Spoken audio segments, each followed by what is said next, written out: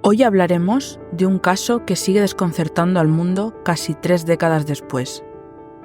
Una historia de intriga, teorías conspirativas y preguntas sin respuesta. Si eres amante de los casos reales llenos de enigmas, prepárate porque esta es una de esas historias que no te dejará dormir tranquilo.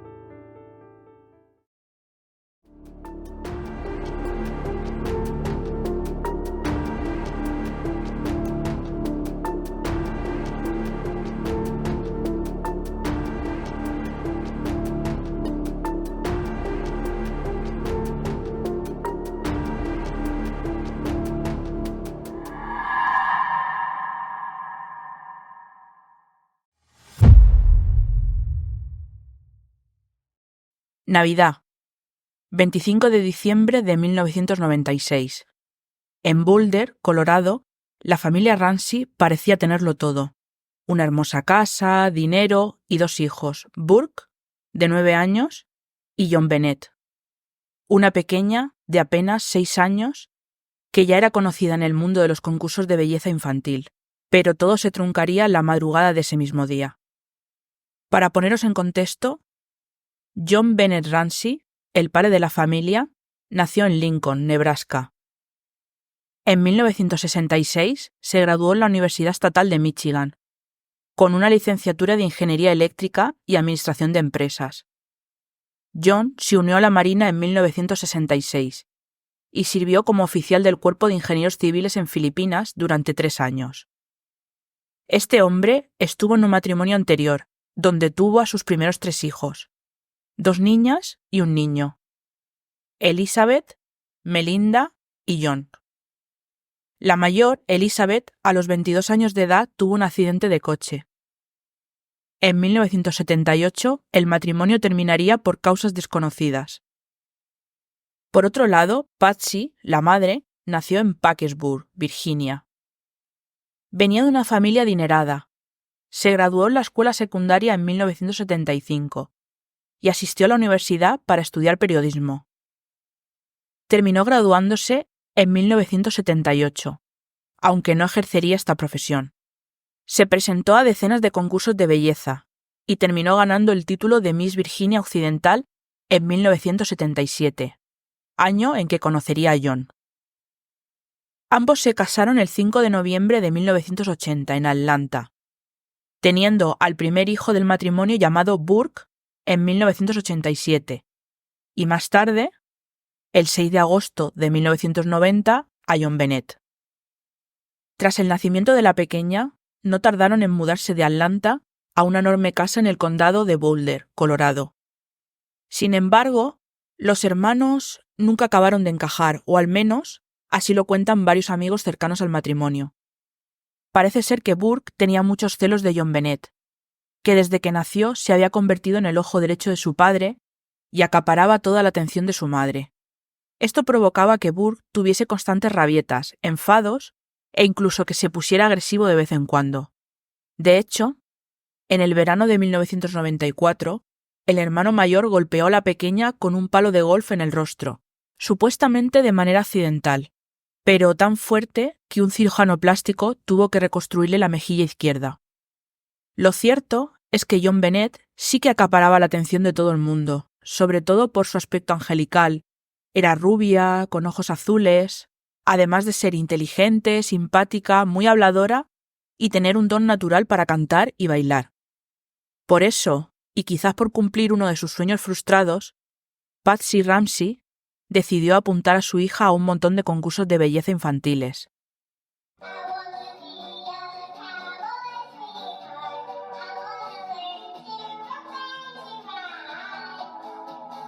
Eso quiere decir que durante su infancia, la niña había sido exhibida ante miles de personas con quién sabe qué pensamientos, con el pelo cardado, maquillajes exagerados, vestidos entallados y hasta lencería, que la hacían parecer mucho más mayor de lo que en realidad era. Patsy llegó incluso a decolorarle el pelo. Con solo 6 años, John Bennett había sido elegida como Little Miss Colorado, America's Royal Miss y National Tiny Miss Beauty.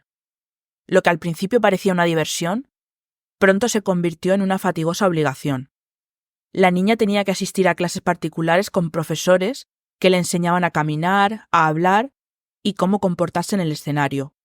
Los Ramsey eran la familia perfecta, o al menos era lo que intentaron parecer hasta la Navidad de 1996. Para ese momento, el hermano mayor tenía ya 9 años y la pequeña 6. Esa mañana se despertaron temprano para abrir los regalos de Navidad, y más tarde la familia continuó la celebración en casa de un matrimonio amigo que habían organizado una cena para varias personas. Sobre las 9:30 de la noche, los Ramsey volvieron a su casa para que los niños se acostaran temprano, ya que al día siguiente iban a visitar a unos familiares. Poco después, Burke y John Bennett estaban en sus camas, y Patsy y John Bennett preparando sus cosas para el viaje, o al menos, esta es la versión que dieron. Eran las 5 de la mañana, cuando Patsy se despertó, y se dio cuenta de que había una nota de 3 páginas en la escalera trasera de su casa. Es entonces cuando entiende que algo anda mal, y lo que lee la asusta aún más. Señor Ramsey, escuche cuidadosamente. Somos unos individuos que representamos a un grupo pequeño de residentes extranjeros. Respetamos sus negocios, pero no el país donde los desarrolla. En este momento, tenemos a su hija. Ella está sana y salva. Y si usted desea que esté viva en 1997, debe seguir nuestras instrucciones al pie de la letra. Sacará $118,000 de su cuenta, 100,000 en billetes de 100 y 18,000 en billetes de 20. Asegúrese de llevar un maletín del tamaño adecuado al banco. Cuando llegue a casa, pondrá el dinero en una bolsa de papel marrón. Lo llamaré mañana, entre las 8 y las 10 de la mañana, para informarles sobre la entrega del dinero. La entrega será agotadora, así que le recomiendo que descanse. Si vemos que recoge el dinero pronto, podríamos llamarlo luego, para arreglar una entrega anticipada, liberando antes a su hija. Cualquier desobediencia a mis instrucciones tendrá como consecuencia la ejecución inmediata de su hija. Tampoco le serán entregados sus restos para darle un funeral apropiado. Le aconsejo que no provoque a los 2 hombres que vigilan a su hija. Usted no les cae particularmente bien. Si le cuenta esto a alguien, ya sea la policía o el FBI, tendrá como consecuencia la decapitación de su hija. Si lo vemos hablando con un perro callejero, ella muere. Si alerta a las autoridades del banco, ella muere. Si el dinero está falsificado o intervenido de cualquier modo, ella muere. Puede intentar engañarnos, pero tenga en cuenta que estamos familiarizados con medidas policiales y tácticas. Usted tiene un 99% de posibilidades de matar a su hija. Si trata de ser más astuto que nosotros, siga las instrucciones y tendrá un 100% de posibilidades de tenerla de vuelta. Usted y su familia están bajo vigilancia constante, al igual que las autoridades. No intente trazar un plan, John. Usted no es el único pez gordo. No piense que matarnos es difícil. No nos subestime, John. Use el buen sentido común que tienen los sureños. Todo depende de usted, John. Victoria SBTC. Es entonces cuando, tras comprobar que efectivamente su hija no se encuentra en su habitación, Patsy llama a emergencias a las 5:52 de la mañana, a pesar de que la nota indicaba claramente que no acudieran a las autoridades. La respuesta es rapidísima. Cerca de las 6 de la mañana, varios agentes de la policía y del FBI aparecen inmediatamente en la casa. Es entonces cuando el hijo mayor se despierta, mientras que Patsy y John llaman a varios de sus amigos que se van presentando en la casa para darles apoyo. Los agentes revisaron la casa y lo que encontraron les llamó bastante la atención. No habían signos de lucha, nada de cerraduras forzadas, ni habían huellas de pisadas en el jardín. No había ni un solo signo que indicara que allí pudiera haberse colado algún extraño. Los agentes, además, le tomaron declaración a los Ramsey y esperaron para recibir la llamada de los secuestradores, una llamada que no se produjo nunca. Casi todos los agentes abandonaron la casa para diseñar una estrategia. Allí solo se quedaron la agente Linda Arr, los Ramsey y algunos amigos. En ese momento, otro detective llamado Ron le dijo a Linda que mantuviera vigilada a la familia, porque después de que leyera la nota de rescate, empezó a sospechar de que podría no tratarse de un secuestro. sino que estuviese preparada para simularlo. La gente estuvo hablando con ellos e intentando que reconstruyeran los hechos mientras los observaba de cerca. Más tarde, informaría de que John Ramsey había desaparecido durante 90 minutos. Este dijo que había estado todo ese tiempo en su estudio, pero nadie pudo corroborar que fuese cierto. Linda le dijo a la familia que iban a realizar una búsqueda dentro de la casa, y fue entonces cuando ocurrió algo extraño. Y es que John, junto a su amigo, se dirigió rápidamente hacia el sótano, abrió la puerta y, gritando, comunicó que había encontrado a su hija. Allí estaba el cuerpo sin vida de John Bennett. Así lo contó el propio Ramsey en una entrevista para el canal 9 Noticias. Entonces fui a la habitación donde encontramos a John Bennett. La puerta estaba cerrada, la abrí, la empujé y vi lo que había encontrado. Sentí un momento de alivio, pero también miedo porque tenía los ojos cerrados. Le quité inmediatamente la cinta de su boca. Traté de desatarle los brazos, que los tenía atados por encima de la cabeza. Intenté deshacer los nudos, pero no podía desatarlos. Su piel estaba fría al tacto. La cogí en brazos y ahí fue cuando grité, porque estaba, supongo que simplemente, dándome cuenta de que las cosas no iban a estar bien nunca más. John también contó que no dudó en quitarle la cinta de la boca, tratar de desatar y mover a su hija hasta el salón, donde la tapó con una sábana. Cuando los agentes de la policía y el FBI llegaron de nuevo, se encontraron una escena aterradora. Patsy estaba arrodillada acunando el cuerpo de su hija mientras lloraba desconsolada. A todo esto, ya comenzarían las primeras incongruencias por parte de la familia. Según el amigo de John, que lo acompañó al sótano, las cosas sucedieron en este orden. Bajaron al sótano, John abrió la puerta y gritó «La encontré», tras encender la luz seguidamente. En ese momento de la mañana, todavía estaba todo a oscuras. El sótano tenía una pequeña ventana, pero no entraba luz de fuera. Además, el cuerpo de John Bennett estaba tapado con una manta blanca, así que John en ningún momento pudo ver el cuerpo antes de encender la luz. La situación pasó de ser un secuestro a un asesinato. Los agentes tienen entonces que ponerse a investigar los 3 elementos principales que presenta este caso: la escena del crimen, que sería la casa, la nota de rescate y el cuerpo de la pequeña John Bennett. El registro de la casa había dado una conclusión muy clara. No había ni un solo signo de que alguien ajeno a la familia o que no fuera de su plena confianza hubiera entrado sin que ellos lo supieran. Por lo tanto, eso indicaba que había sido alguien de dentro, y la nota de rescate apuntaba exactamente lo mismo. Esta implicaba un supuesto grupo extranjero, pero no decía el nombre del grupo. Solo pedía $118,000. Se cree que los errores de ortografía que tenía la nota fueron planeados, pero lo más importante es que había sido escrito directamente en casa de los Ramsey, concretamente en una libreta y con un bolígrafo de Patsy. Greg McCrary, analista ahora jubilado del FBI, comentó que la nota de rescate sería una de las piezas clave en este caso. Lo que más llamaba la atención de la nota era su longitud, 2 páginas y media. Mucho más de lo que suelen tener las notas de rescate, y la cantidad de $118,000, que es mucho menos de lo que suelen pedir en un secuestro, y al mismo tiempo, una cantidad muy específica, justo lo que John había recibido en concepto de incentivo ese año en su trabajo. Por otro lado, el servicio secreto analizó la tinta de la nota y determinó que provenía de un bolígrafo de la casa. La nota de rescate se escribió en un blog de la madre. El analista opinó que la nota pudo haber sido escrita después del asesinato como un montaje, y hubo un detalle llamativo más. Era tan larga que escribirla llevaría entre 20 minutos y media hora.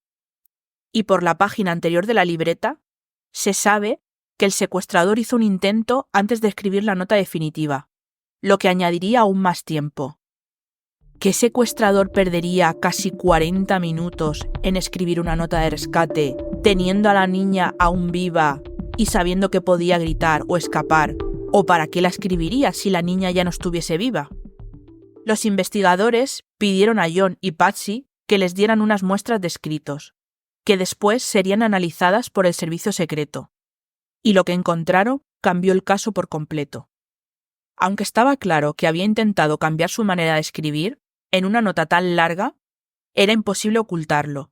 La letra era claramente de Patsy Ramsey.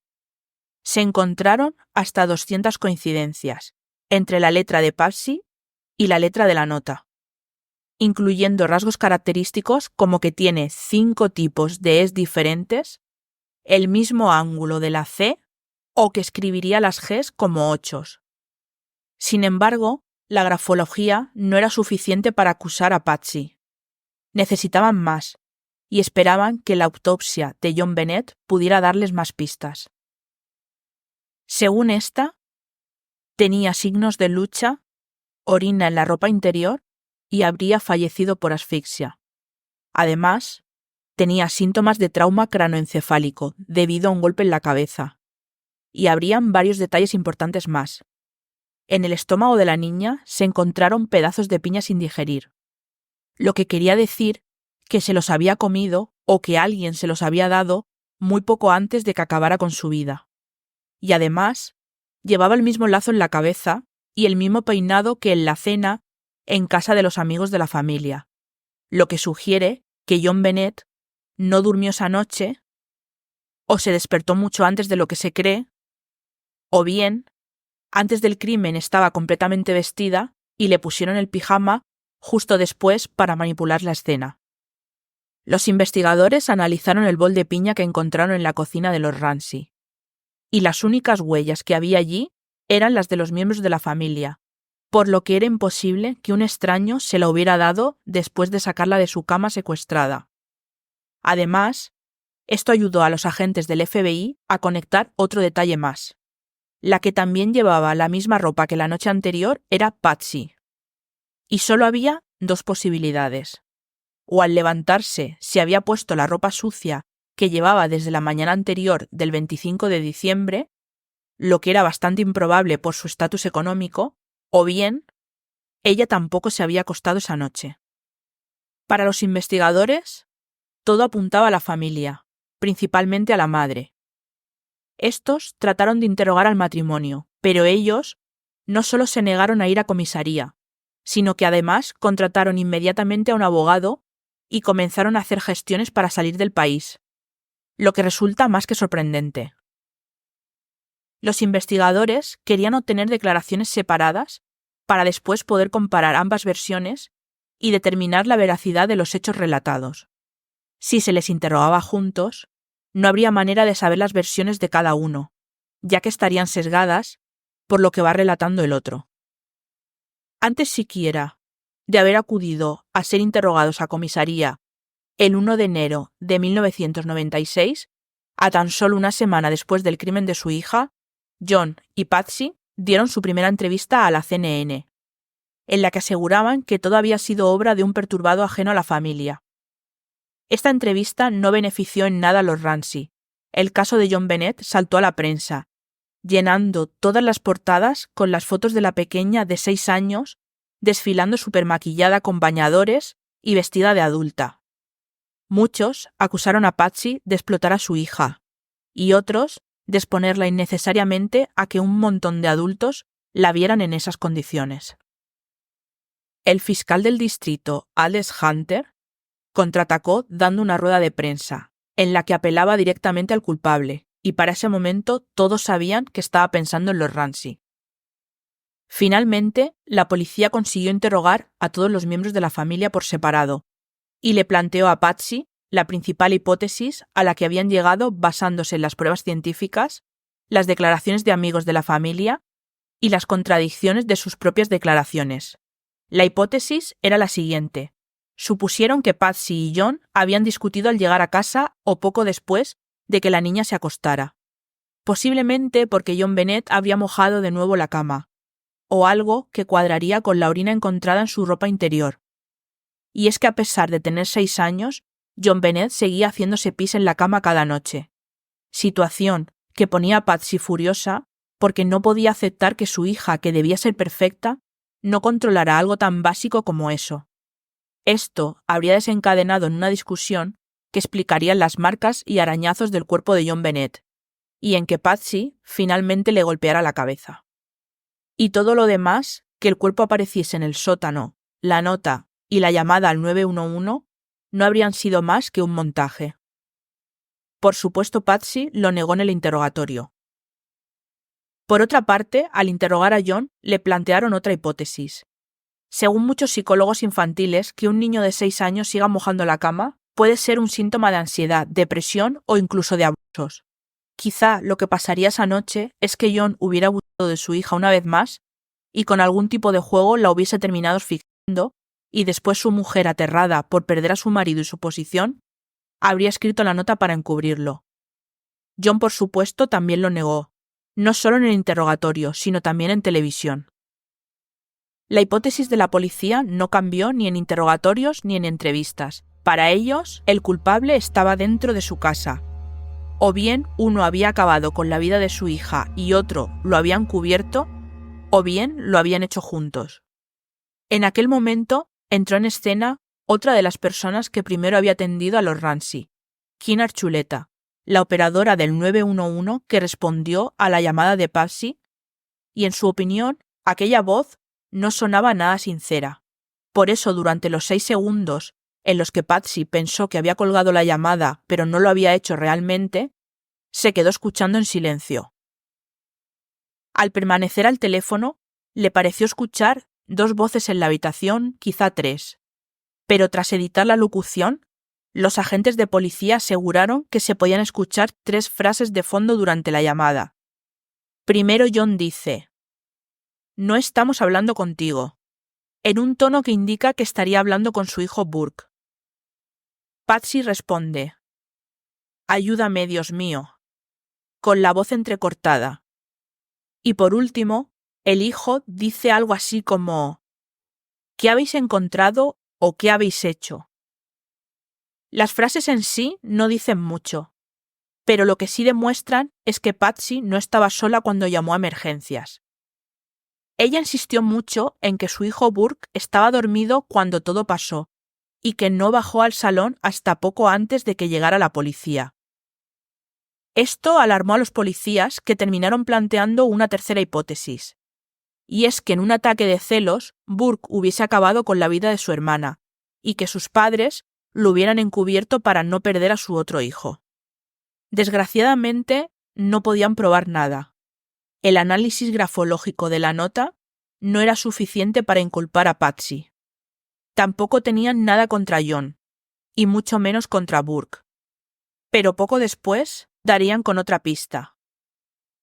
En la investigación forense se encuentra ADN en la ropa interior de John Bennett. Son 2 pequeñas manchas que los expertos no tardan en analizar y comparar con el ADN de los padres, pero se dan cuenta de que no coincide con ninguno. El FBI envía entonces las muestras a la Base Nacional de Datos de los Estados Unidos, pero por mucho que intentan buscar a algún culpable, no consiguen nada. Llegados a este punto, Alex Hunter, el fiscal a cargo de la investigación, decide empezar desde el principio. Analiza de nuevo toda la historia, los informes y pruebas. Pero lejos de avanzar, cuanto más estudia el caso, menos sentido tiene todo. Para empezar, el cuerpo de John Bennett es descubierto por la familia, que deciden moverlo. Tras esto, los agentes llevan el cuerpo a otra habitación y le ponen por encima una sábana blanca, cambiando así por completo la escena del crimen y contaminando el cuerpo. Además, los amigos y vecinos que se acercan tras la llamada de la familia se mueven por la casa libremente, llenando todo de huellas y contaminando la escena. Incluso, algunos ayudan a limpiar la cocina, donde podrían haberse encontrado muchas más pistas.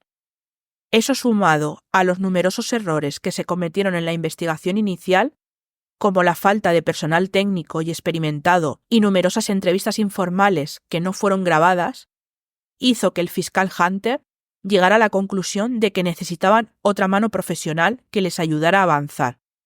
Es aquí cuando llega Lou Smith, un detective retirado con un 100% de casos ganados en juicios, que volvió al trabajo a principios de 1997 únicamente para ayudar en este caso. Smith repasó el caso al detalle, pero al contrario que Hunter, él tenía claro que el culpable del asesinato de la pequeña no estaba dentro de la familia. En este punto, el caso de John Bennett Ramsey dio un giro radical. Las miradas de los investigadores y la prensa dejaron de ir hacia la familia para poner el foco en alguien de fuera de ella. ¿A qué conclusión habría llegado el investigador? ¿Quién podría ser entonces el asesino? Cuéntame qué opinas y no olvides suscribirte para seguir explorando juntos más historias perturbadoras y enigmáticas como esta. El detective Lou Smith, uno de los mejores del estado de Colorado, en ese momento se da cuenta de que la investigación inicial había sido bastante mala. Además, había varias cosas en las que la policía no había reparado. Repasando la casa, se da cuenta de que la ventana del sótano está rota. John Ramsey le explicó que él mismo solía romperla, si se quedaba sin llaves o si se las había dejado dentro de la casa. Los agentes del FBI y de la policía que hicieron la inspección inicial no le dieron importancia porque pensaron que era demasiado pequeña para que alguien pudiera entrar por ella, pero el investigador decidió hacer una prueba ante las cámaras.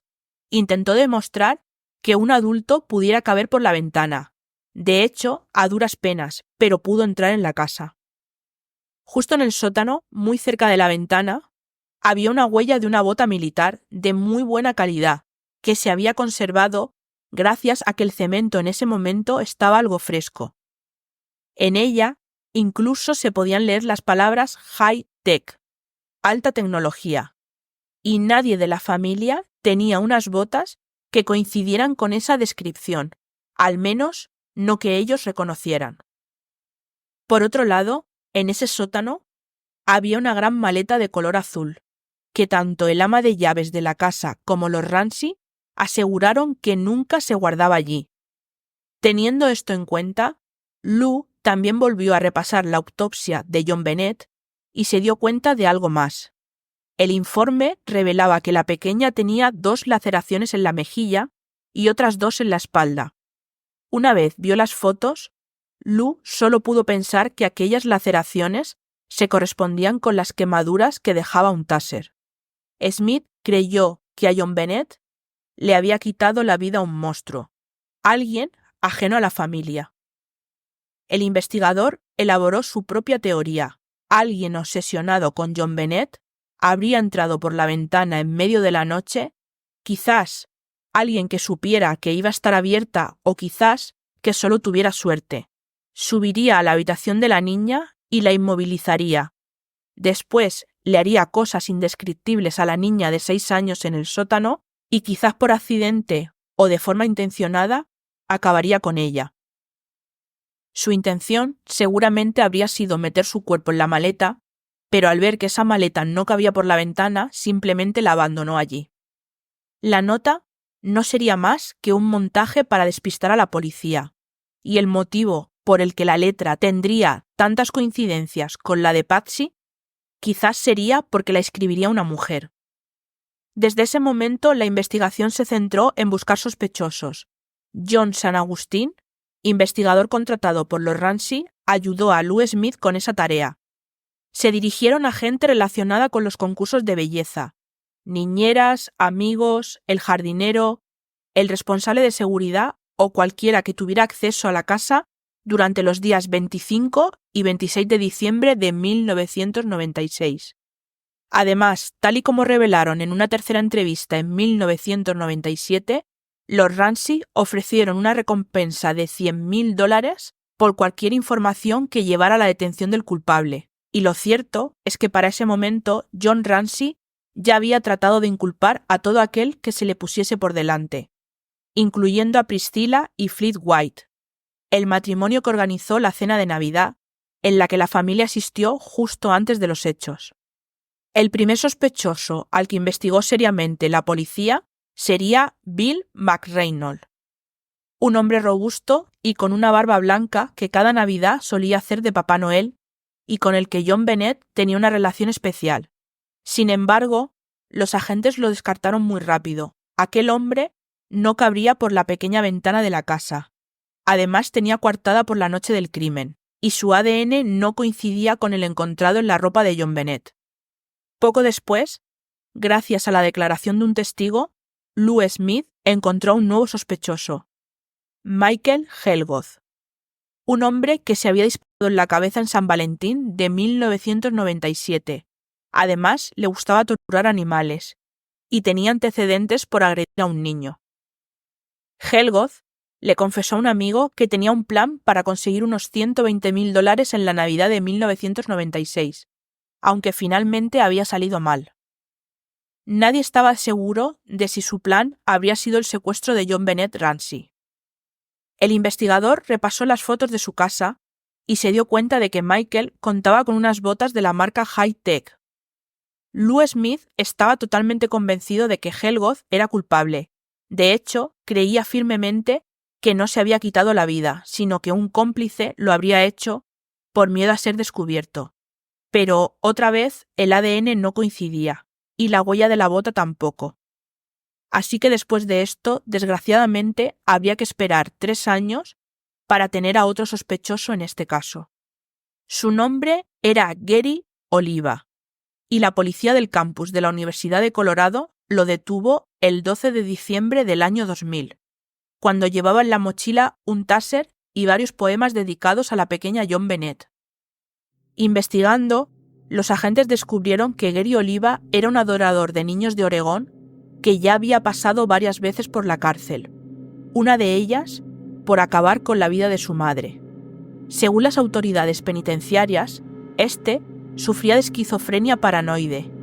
Tenía una gran obsesión por las niñas de entre 5 y 7 años.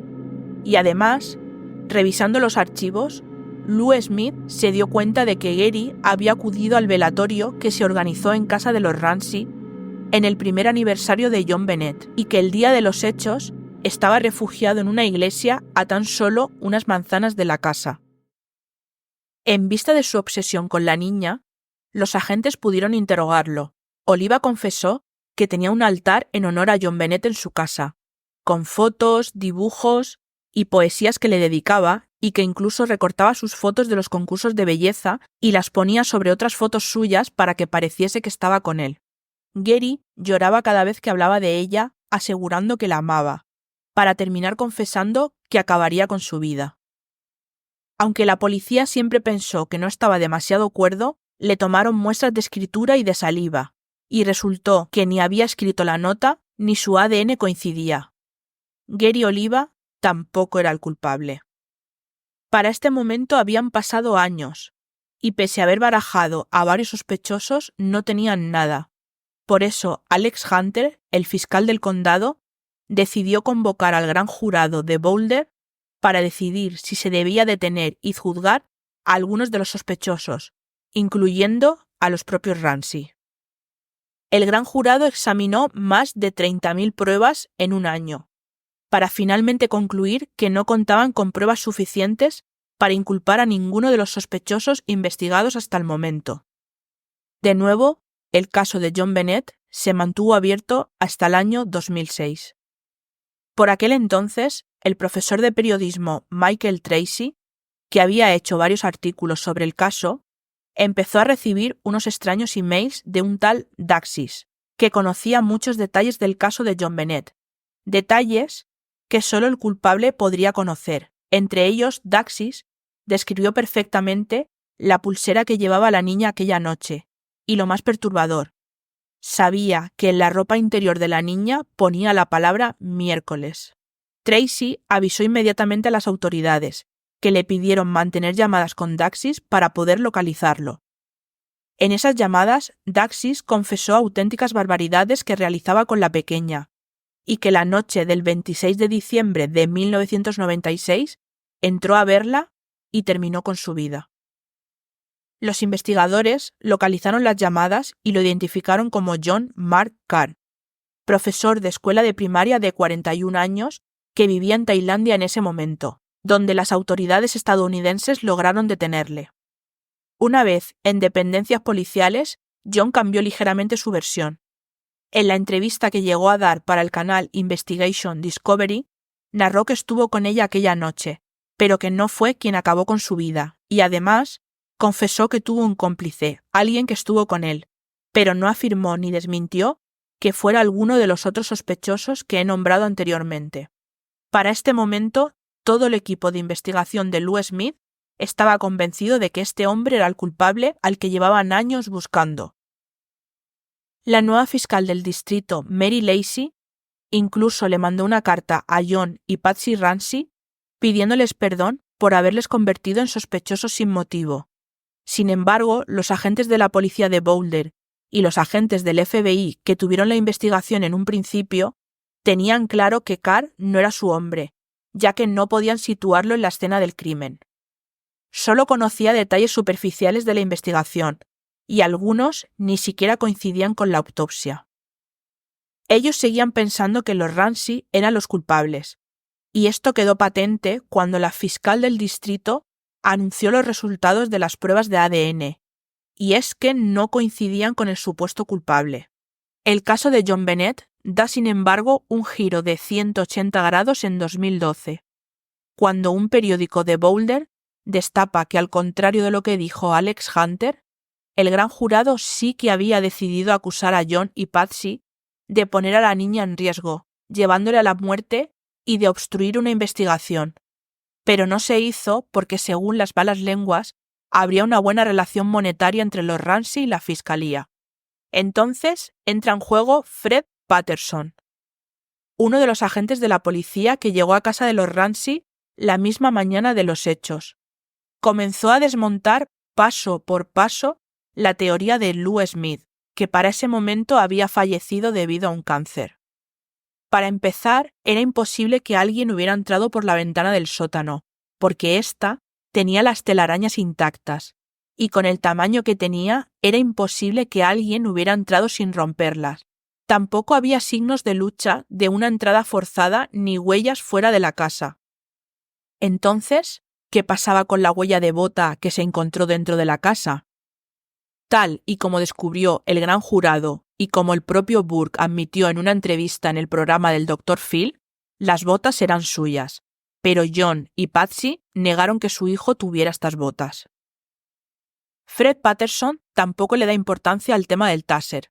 Podría perfectamente ser de los Ramsey y que lo hubieran tirado y hubieran mentido a Lou Smith, como ya hicieron anteriormente.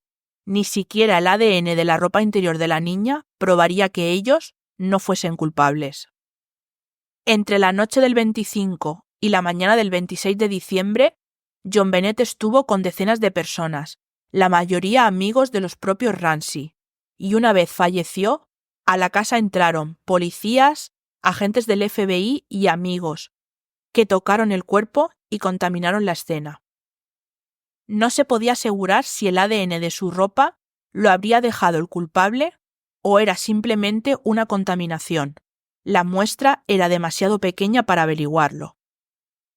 Fred, los agentes de policía, el FBI y todas las personas que he mencionado hasta ahora, menos el investigador Lou Smith, lo único que tenían claro era que John Bennett falleció en su casa, en la que no pudo entrar ni salir nadie, salvo sus padres y su hermano, que antes de morir comió piña de un bol que solo tenía huellas de su familia y que la nota estaba escrita por Patsy.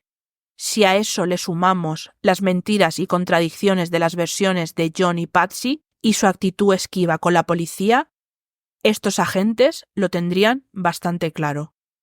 A día de hoy no se ha dictado sentencia para él o los culpables, porque la investigación sigue abierta. Patsy murió a causa de un cáncer de ovarios a los 49 años en 2006 y fue enterrada junto a su hija. En cuanto a John, sigue defendiendo su inocencia y la de su familia. En 2016, con motivo del 20 aniversario de la muerte de John Bennett, John decidió hablar en un documental dirigido por la CNN donde dijo no fiarse de la policía ni de la prensa, que los habían convertido en culpables solo porque eran ricos. Al mismo tiempo, mencionó que querían mucho a su hija y que la llevaban a los concursos de belleza simplemente por diversión. Por otro lado, la actitud de Burke ha empeorado todavía más la situación de la familia. En una entrevista que dio después, donde decidió hablar sobre cómo vivió él la muerte de su hermana, Burke aparecía en una actitud desenfadada, incluso bromeando. John intentó limpiar su imagen diciendo que él era un buen chico.